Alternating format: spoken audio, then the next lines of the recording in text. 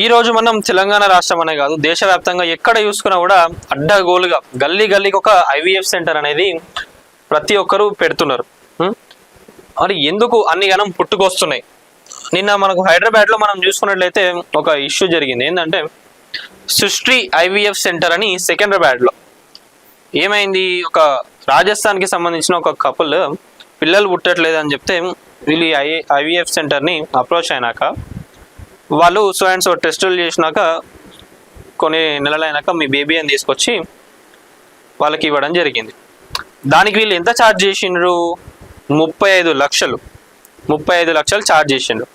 So ఈ issue ఎలా బయటికి వచ్చిందంటే ఆ కపుల్స్కి డౌట్ వచ్చి వీళ్ళు ఏం చేసిండంటే హాస్పిటల్ని అప్రోచ్ అయ్యి వీళ్ళు పోయి అక్కడ డాక్టర్స్ని అడిగిండ్రు, ఏమని నిజంగా ఒకసారి టెస్టులు చేద్దాం, ఇట్లా మాకు ఎందుకో డౌట్ వస్తుంది, మా బేబీయా కాదా అని చెప్పి అడిగితే హాస్పిటల్ వాళ్ళందరూ బెదిరించినాక వీళ్ళు ఏం చేసిండ్రు, బయటికి వచ్చినాక హాస్పిటల్ వాళ్ళకి తెలియకుండా DNA టెస్ట్ చేస్తే 0%, అంటే 1% కూడా మ్యాచ్ కాలేదంట. వాళ్ళ DNA మొత్తం 0% వచ్చిందంట.